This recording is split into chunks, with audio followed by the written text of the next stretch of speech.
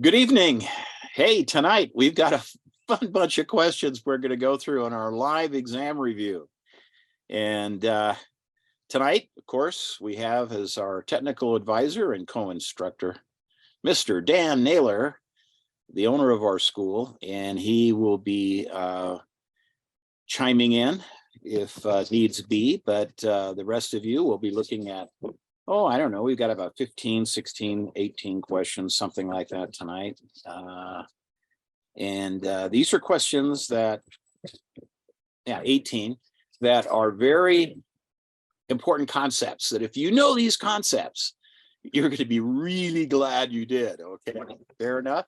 And if you have any other questions about that question as we go through these questions or any other question at the end of our little discussion of these 18 questions, please chime in and let us know. Okay, you can just speak at any time and we'll answer your questions. Okay. Anyway, I'm Rick Roller, and I've been teaching these classes since 1980, believe it or not. When started in Colorado and then came to Utah, started in the real estate business about 1978. So I actually sold real estate for many, many years, still do. And I've won many national and even some international awards as well. But enough about me. Let's get into question number one, okay? All right, here we go. Here's a really good agent. His name is Kay, and he's holding an open house on a cul-de-sac. And he and his friends that are helping him do this, they want to put a sign on the corner of the street to direct people to the open house. So which is true? Which is true? A, they cannot place signs anywhere except on the open house property. B, they must notify the owner of the house at every location where they plan to put up a sign. C, they must compensate any property owner where the sign is placed. Yeah, here's a 50. Yeah, right, sure. D, they must get permission from any property owner where they want to put up a sign. Now, of these four selections, if you're kind of leaning towards D, then hey, you'll be very happy you did, because that is the correct answer. It's not that they must just notify, they have to get permission. So if you're going to put a property, even if you say, well, it's really not on their property, it's kind of on the corner, or it's kind of on the little front edge there between the sidewalk and the gutter or something. Well, that's still considered their lot, and they're not going to be happy if you put up a sign on what they consider to be their property. I mean, they mow it, they fertilize it, they take care of it. So you've got to get their permission. Does it have to be in writing or anything? No, if they just tell you verbally, that's okay. But if you don't talk to them, which is really rude, you could get in trouble. If they file a complaint and whatnot, they probably won't go to that length, but they're certainly gonna bad mouth you, call your broker, and cause some trouble. So you don't want to do that. You must get permission from any property owner where you want to put up a sign of any kind. Okay. Number two. J, a real estate agent, is representing the buyer P, and they're submitting an offer to the seller M, who's represented by the agent Q. To whom must J, who's the real estate agent representing the buyer P, disclose that he's P's agent? To whom must you disclose? Well, only P, their client. Well, does that sound right? You don't have to tell the seller and the seller's agent that you're actually working for the buyer. Only M, the seller. I don't know. You've got to have all this worked out with your clients, so they know the nature of your representation, the amount, and it should be in writing. All listings have to be in writing. Only M, the seller. No. Only Q, the seller's agent. No. Now, Q could tell the seller directly, but you can't count on that. So when you go to the house, hand them one of your business cards and you say, hi, I'm here with my buyer, and we're showing the house. And then when you get the offer, you call the other agent and say, I have an offer on your listing. They're excited, you're excited, but you've got to let it know. Everybody has to know who everyone is representing. So the correct answer to this one is, once again, D. P, Q, and M all have to be disclosed to who you're representing. And of course, when you write this offer up, if it's a residential property and you're using our state-approved residential contract, there's a section in there where you do a lot of these disclosures. It's just put all in there. It talks about the listing agent, and their broker and whom they're representing, and also what you're doing as well. And I hope you're familiar with the real estate purchase contract. It's going to be a very important aspect of your test. In fact, I tell my students that they need to read that thing at least 3 or 4 times. And we have a whole series of questions that we'll walk you through, particularly in these live reviews. But also, you can watch these live reviews, because we're recording them, at your leisure too. You can watch them in the middle of the night when Dan and I aren't available. Well, wait a minute, we are available. We're just on video. Okay, wow, talk about great service. Let's look at number 3, please. A double contract. Now, double contract, ooh, that doesn't sound very good. And it's not, because, you know, that's something that it's going to be bad. Okay, A, it's used to represent 2 clients. No, it hides information from a lender. C, it's common practice. D, it protects the lender. Now, the right answer to this one, guys, is I'm sure you're aware, is B, it hides information from the lender. The double contract is a contract where you have one contract that's the real contract. Let's say I'll buy your house for $500,000. But then you have another contract that you enter into that's actually fraudulent and says, well, I'm buying it for $600,000, but I'm giving you $100,000 up front. You already have it. And so what you're trying to do is to deceive the lender into lending more on the property than they ordinarily would. And that's what you're doing. You're hiding information from the lender. This is going to cause you an immense amount of pain and a revocation of your license because it's fraud. Not only that, but it breaks federal law. So it's not just a Utah real estate licensing law you're breaking federal lending laws. And you could actually find yourself serving a little Fed time somewhere. Now, Fed time's not as bad as state, prisons. I mean, they have golf courses. Your spouse could come by for, overnight stays, or maybe not overnight stays, but anyway, they can drop by. So anyway, it's you might meet some congressmen, senators there. It might make some. You don't want to do that. Number 4. Thanks, Dan. Got a little snicker there. For what must a licensee include when advertising properties listed by that brokerage? What must you include? Always got to be there. The brokerage name, the principal broker's name, the associate broker's name, the agent's name. Well, those B, C, and D, they're kind of similar there. Bunch of agent names. Well, but the brokerage name, that's what must always be there. So A is the correct answer. In all your advertising, you can't hide the fact that you're working for your company, your brokerage company. Most of the brokerage companies are entities of one kind or another. They're LLCs or they're corporate entities. Some of them are Massachusetts Business Trust and whatnot. But so they're non-breathing entities, but you must always include the brokerage name in every type of ad. Internet ad, signs of all kinds, print ads, if anyone does those. Real estate magazines have got to have the brokerage name on it. It's all got to be there. Okay, number 5, please. The commission rate on a real estate transaction, okay, is A, set by division rules, B, determined by the company policy and cannot be changed, C, cannot be changed by clients, or D, can always be negotiated. Choose wisely. What do you think, folks? If you're leaning towards D, you're absolutely right. Commissions are negotiable, and that is one test item, I can guarantee that you're going to see, okay? They can always be negotiated.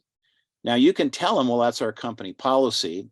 When you walk in with the listing contract, the actual paperwork, I have mine pre-printed out, and I always put, 7% commission in it, because it looks official. It's right there already in the agreement. Of course, if they say, well, we don't want to pay 7, but, we will pay 6. Okay, well, then no problem.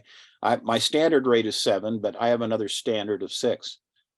Sometimes I may have a standard of 5. Some people may accuse me of lowering my standards. I don't know, but at least on commissions. Commissions are what? Negotiable. Number 6, trippingly, we go along. All right, this is the most fun you're going to have tonight. Oh, yeah. Anyway, number 6, Agent L wants to encourage Their client lists a list with them. Yeah, that's a great idea. So they draft a listing agreement that says the seller will get their asking price for the home, and any money received over that asking price goes to the agent, which is true. The agent must give half the revenue to their broker. B, this is illegal. C, the agent must get written permission from the client. And D, the client must meet the broker before signing. Yeah, most clients are never going to meet your broker. I mean, your broker is going to review contracts, give you advice, maybe talk to them on the phone. But the personal visit from your broker probably isn't going to happen. So that's probably not right. Okay, the correct answer to this, of course, is this is a net listing. And net listings in most states are illegal. Why? Because they put you at odds with your fiduciary. You're supposed to be looking out for your client's best interest. If they said, hey, I want 150 for this lot, and you say to yourself, ooh, that's great because the lot is worth 200 all day long. Hey, that's fine. I'll list it for, I'll sign this listing saying you'll get your 150 and whatever I get over, that's my commission. Is that okay? Yeah, sure. Put it on the market, goes for 200, and you're trying to make 50 grand on one deal. It's not going to work. It's illegal. Commissions are negotiable, but you cannot do net listings because they put you at odds with your fiduciary. Number 7, client wants to give a tip to their agent. That's nice. They give the agent an envelope at closing with $500 in cash. What is true? The agent need not notify their broker. They stick it in their pocket and say thank you. B, the agent must give the money to their broker. C, the agent must give half the money to their broker. D, the agent must apply the money towards their broker license. Okay, I'll put this in savings for when I want to get a broker's license. Okay, I don't think so. The correct answer to this one is B. Any money you receive, have to be given, turned in, and you can't hide it. Or any compensation, really. The nicest tip I ever got was a Mercedes-Benz. Yeah, I'd worked with this buyer for about a year and a half. We'd done over a dozen deals together, and he'd made millions of bucks. And he always admired his little 2-door Mercedes car, and he drove up one day and gave it to me. And I had to share with my brokers on half the week, and I got no. Lucky for me, I was my own broker at the time. Best tip I ever got. But if you get a tip, if you get any type of valuable consideration, now if they say, hey, go up and use our cabin up in Island Park, we really appreciate all the work you put in, you have to take your broker. No, I'm just joking. You know, I'd take your broker. Number 8, but you got to let them know what's going on. He probably won't go. So, okay, S is a real estate broker, receives referrals from his friend who's not licensed every single month. Wow, what a friend. That's fantastic. He's always careful to only give the gift of $100 each time. Is this okay? Well, let's look at the answers. S, the agent, broker, is following the rule. S is not following the rules because continual referrals from monies are considered solicited referrals, okay? C, S is not following the rules because he cannot give the gift over $50. And S is not following the rules under D because the broker cannot even compensate a non-licensed person. You can give a non-licensed person a gift, but this is an arrangement, and that is considered a solicited referral. You could give them a gift as long as it's not a solicited referral. If you know the concierge, downtown at the fancy hotels where the rich people stay when they come to town, you say, hey, I know they may ask you for a broker's name or an agent's name. Here's my cards, and every one I get, I'll give you, $100, whatever. That's a soliciting, a referral, and you can't do that in our state.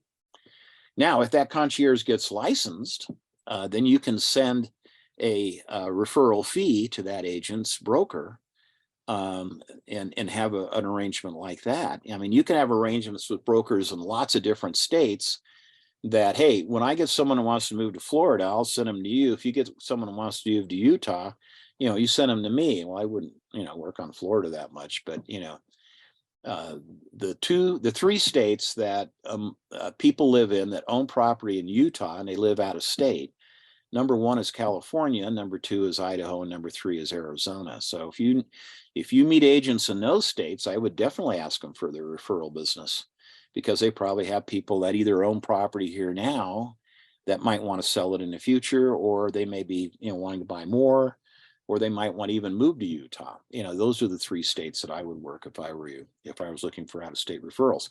But once again, all those people have what? Real estate licenses.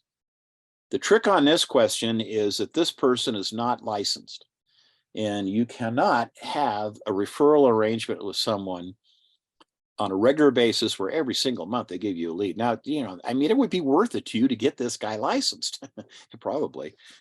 Good grief, it gives you 12 referrals out of the year. And even if you only sell 8 of them, or 9 of them, or 10 of them, at, $15,000, $20,000 or whatever price range we're working in commission, it could be 80, 100, $200,000 because of this person. And I definitely would, encourage them to get a license so that you could, and then get a contract and tie up that relationship. To me, that'd be smart marketing. But you can't do that with someone that's not what? Licensed. That's considered a solicited referral. Cannot do it. Number 9, that's B. A real estate agent, G, receives an unsolicited referral from his neighbor.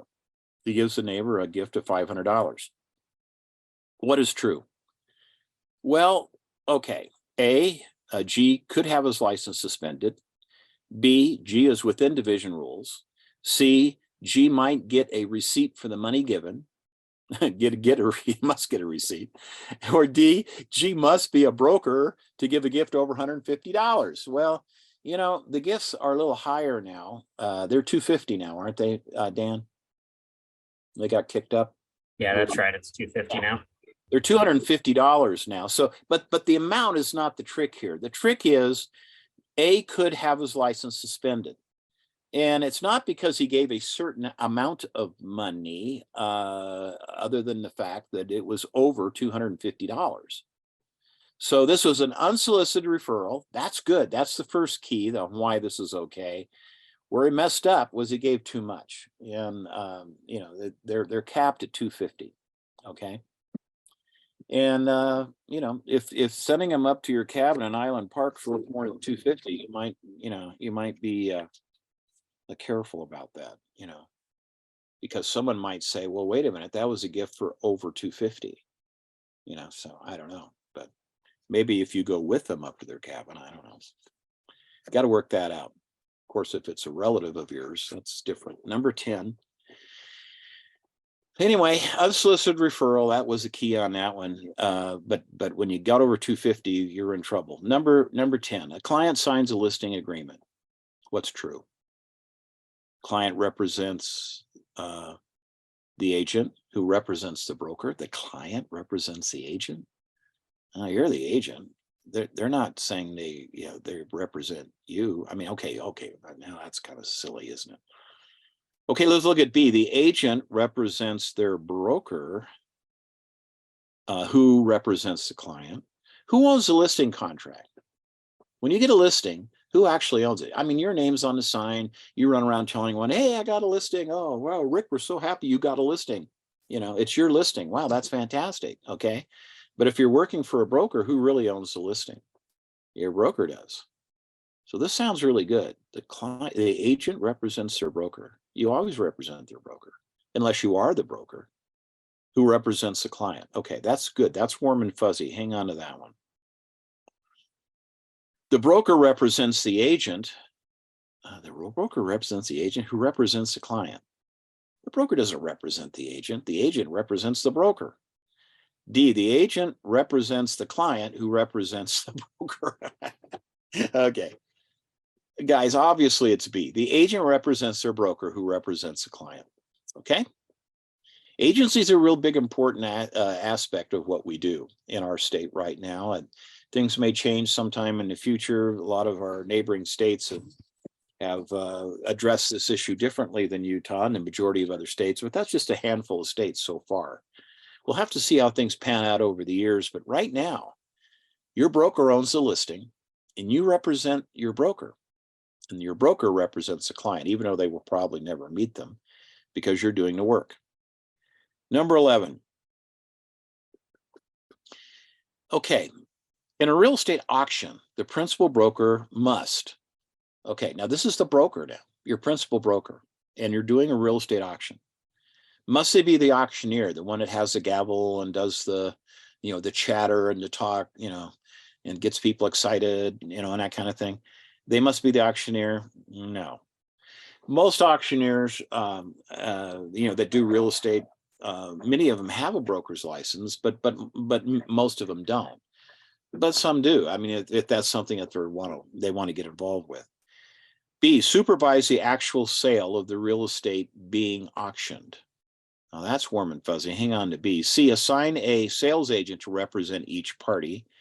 Or D, deliver the proceeds to the real estate commission. Yeah, right. Yeah, no, obviously D is a throwaway. A C, assist a sales agent to represent each party. Assign a sales agent. No. The principal broker must actually supervise the actual sale of the real estate being auctioned. And, it's kind of interesting because in many countries like New Zealand and Australia, the preferred way of selling a property is by auction. That's how they sell most of their properties. But in our state and in our country, excuse me, it hasn't really gone to that effect. Now, auctions are a great way to sell, white elephant type properties, geodesic domes, all kinds of funky stuff. They're a great way to sell those. And in a slower market, sometimes they're a great way to sell other things. And even in a brisk market, it could be an effective sales tool. But in our state, if you're going to have an auction on a piece of real estate, your principal broker must attend and must supervise. Now, you can be there too, of course, and you can be actually filling out the forms and your broker's looking over your shoulder, but 11B is the correct answer because our rules specifically state that the principal broker has to be there. We had a company in Utah that had an auction division. They were doing pretty well. They were promoting it and they got up to around 3, 4, 5 sales a month. And the broker didn't go to any of those. And then the division contacted the brokerage and talked to the broker and said, we understand this is going on. You can't do that.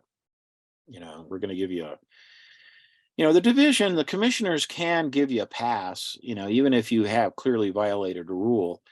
But, if he closed down his auction division and didn't do it anymore, he said, I'm not going to all those things. I'm too busy. I've got 12 offices to supervise and run. And he just closed his auction division. It's just too much work. Even though they were doing, 3, 4, 5 a month into good months, he thought it wasn't worth it. So he closed it down. And the division was nice enough not to write him up and penalize him. But they were very clear that, it's called a correction notice, really. They send out a letter saying you're doing this, you can't do that, don't do that. And if they do it again, then they're going to call you in for a hearing and fine you and discipline you severely. Look at number 12, please. Regardless of where the closing takes place, who is responsible to ensure the settlement statement is accurate and reflects the terms agreed to in the real estate contract? Obviously, most closings in our state take place at a title company somewhere who's actually also acting as not only a title insurer, but as an escrow agent as well. And they're licensed by the insurance department of the state of Utah. And very few settlements are going to occur at a principal broker's office. But they could, some escrow agents and title companies. I work with one that is owned by a really great lady, and she's always up for whatever it takes. I mean, she's done closings at hospitals, she's done closings at brokerage offices, or she's done closings online. Whatever it takes to get a deal done. But regardless of where it takes place, who's really responsible? Where is the bottom line that settlement statement was accurate and did reflect the terms of the real estate purchase contract? It is the principal broker. So the answer here is A. It's not the associate broker, it's not the office manager, and it's certainly not the real estate commission. Okay. Hopefully these aren't too tricky for you. But if they are, hey, you're here, and that's good, because after tonight, they'll be a whole lot less tricky when you see them again. Number 13. Which of the following office task must an assistant have a license to perform? Now, there's some things like A, delivering lock boxes, that any person in the office can do it, whether they have a license or not. Typing up documents, any person can do it, whether they have a license or not. Copying and distributing flyers, any person can do it, whether they have a license or not. So where you're getting into trouble is having someone who is not licensed calling past clients and asking for further business, asking for referrals and whatnot, because that's soliciting a listing, either buyer's listing or seller's listing. It's soliciting a listing, and you have to have a license to do that. So prospecting, going door to door, or getting on the phone and calling past clients. Now they could do copying, distributing flyers. That's kind of like doing a mailing, maybe, because they're not physically or talking to someone. But that would work. But those first three, that's fine, even if they don't have a license. But if you're contacting past clients, asking for business, you're in trouble. Okay. Now they can call a past client and invite them to a free movie night or a picnic or an office event, or we're picking up trash in the neighborhood on this date, bring, whatever, but not soliciting business directly. Number 14, please. A personal assistant to a broker decides to get their real estate license. And once they're licensed, they will only be able to accept payment for real estate activities. A, once a month. B, directly from their broker. C, as an hourly wage. Or D, after hours. Yeah, I'll pay after hours. Meet me at, Pete's Tavern. I'll give you an envelope. No, the correct answer to this one is B, directly from their broker. Okay. The broker's the only one that can pay you. And now we have been using in our state for quite a few years disbursement agreements signed by the broker, and they send it to the title company and it says, okay, send this much money to us, the brokerage house, at this address, and send this much money to my agent. They'll probably come by and pick it up, but that's under direction with a disbursement agreement in writing from your broker.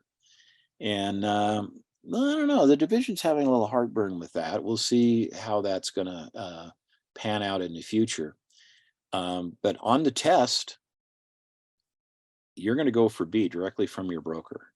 Real world or real estate, it's probably going to lean, particularly in the next few months. I mean, Dan and I just went to, every year the division, real estate division, holds a IDW, instructor development workshop. And this year, Dan and I were both there, and we usually go, particularly Dan, who attends everything and reads everything. Dan even goes to the commissioner meetings, about 95% of them anyway. And then the ones he misses, he reads them. They send out a report. Sometimes they even send out a recording.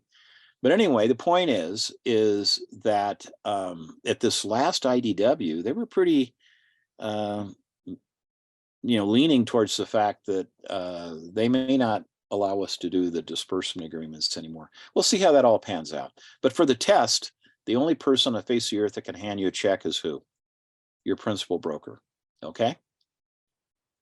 We'll see how that pans out for the future. 15. R is buying a home as is. The seller's agent, L, walks them through the home for the final inspection. L notices that there's mold on the wall of the storage room. Now, L is an agent, right? And he notices they're going through there. Oh my gosh, look at that. It looks like black mold. But they also notice that R, the buyer, doesn't see it, which is true. A, R, the buyer, is responsible for finding all issues, regardless if the agent knows about them or not. Okay? Does that feel right to you? Probably not. B, R should get their own agent if they want someone to notify them of mold issues. Okay. C, L must notify R of the mold they found, or they could be held liable. Or D, L cannot disclose the mold because it's because of their duty to the seller to keep their mouth shut. So, well, obviously, guys, it's C. L, the agent, the seller's agent, actually, must notify R of the mold they found, or they could be held liable. Hey, look at that over there, guys. You missed it, but I'm not a mold expert, but that looks like mold to me. You might get gonna have to clean that up. Okay. Whatever you know, they know if it's something like that. Now, there's one thing that if a house had been subjected to this thing, that and it's been cleaned up, it's been it's been cleaned up and it's been retested and doesn't have it anymore. That if that has been done where it's not a problem anymore, you don't have to disclose it, that it had it in the past. And that's the only thing. And guess what that is? Well, no one's saying anything. I'll tell you, it's methamphetamine. And there's a lot of discussion about this, but that's the way it is right now. And it probably will remain that way because once, meth is a problem. But once, the carpet's been probably pulled out and disposed of, and it's been painted over and it's been cleaned, and mainly, you got to clean those air ducts real well, but it's been fixed. And it's not a problem anyway. It's been retested, and it falls within the safe levels as defined by the county health department. Then you don't have to disclose that anymore. So watch for that. But see, on the test though, particularly like mold or some other defect, then that L finds out about, you've got to disclose it. Number 16. Now, why is a limited agent? Which means you're representing both the buyer and the seller on a transaction. I like it when that happens. A lot of agents don't like being a limited agent. They say, well, how can you work both sides? They're like, they're watch too many law and justice videos, and now they think that, well, I got to argue one side or the other. I got to either represent one person or the other person, like a lawyer. Well, real estate's not quite that way. It's great to be a limited agent because there's no communication problems between you and the other agent. And you'll find your commission goes, well, twice as far, and so, but anyway, that's what Y's doing here. And he's representing both the buyer and the seller in a transaction. Which fiduciary duties will they not be able to perform for their clients? Because there's 5 fiduciary duties out there. And how about care and good faith? Acting in good faith and taking reasonable care. Yeah, that's still, they can do that for both parties. Here's the one that you fall in trouble with, and that's B, full disclosure and loyalty. You can't be completely loyal to both people, one person over another, because you're representing both of them. If you're only representing the buyer, then whatever you could find out, you're going to make sure they know and everything. And some of these things aren't necessarily defaults with the property. They're just, if the seller is really desperate to sell or whatever. But you got to be neutral on full disclosure, and you got to be neutral on loyalty. If the seller is lost their job, and they've spent all their savings, and they're shortly going to be going into foreclosure if they don't get this thing sold, then that's full disclosure. But if you're representing both people at the same time, there are certain issues that you obviously can't discuss, like what potential things might result in a higher price or a lower price. But prudence and diligence, you still got to do that, and you still have to be honest and have complete integrity.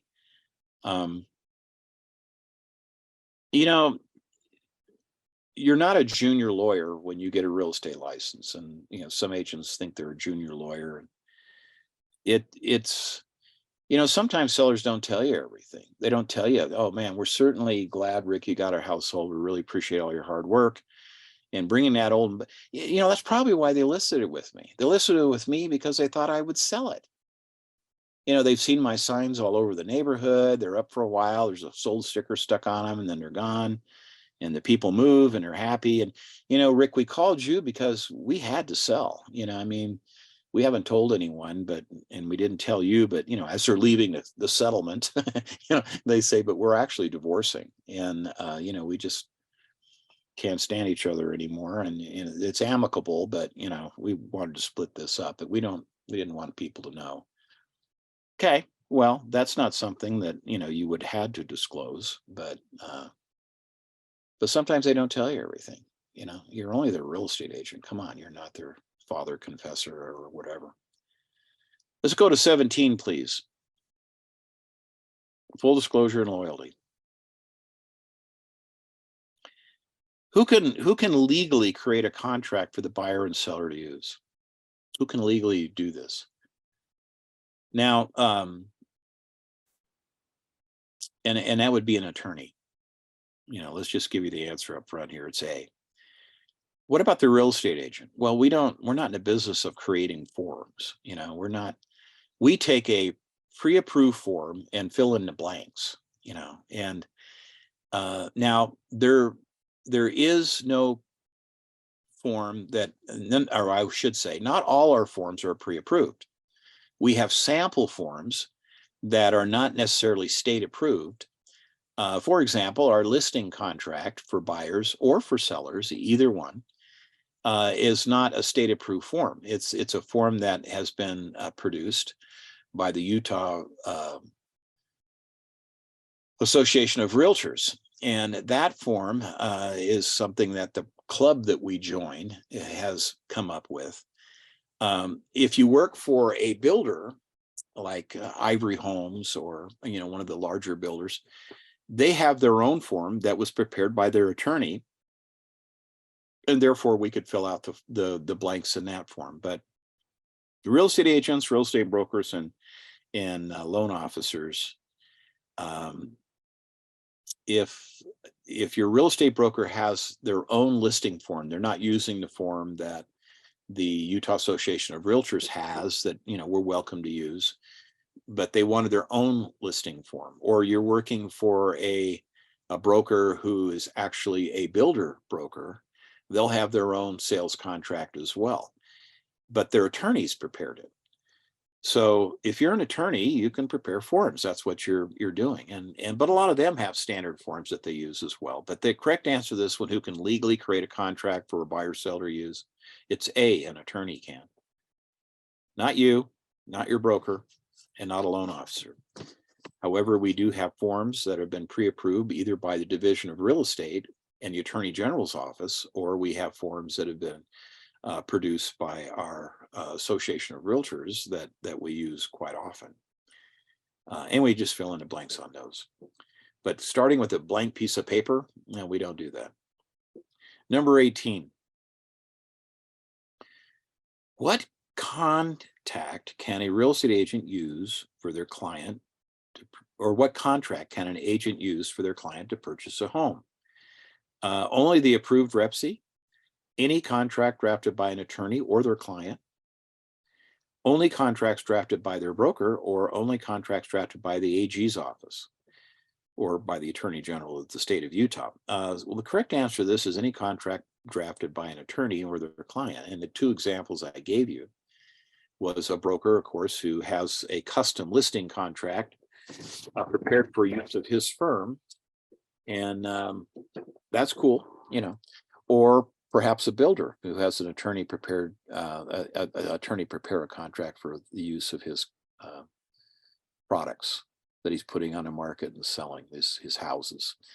And that's very, very common. You know, most builders have custom contracts, which of course favor the builder, but that's just the way it goes. You want to buy their house, you use their contract. Well, those are our 18 prepared questions for tonight. Does anyone who's with us tonight have a question about anything or something we talked about tonight? This is your chance to participate. Anybody have any questions? No, I think I'm okay. Okay, well, thanks so much for being here. Remember, we have phone numbers. You know, you have the office number for our Institute of Real Estate Education.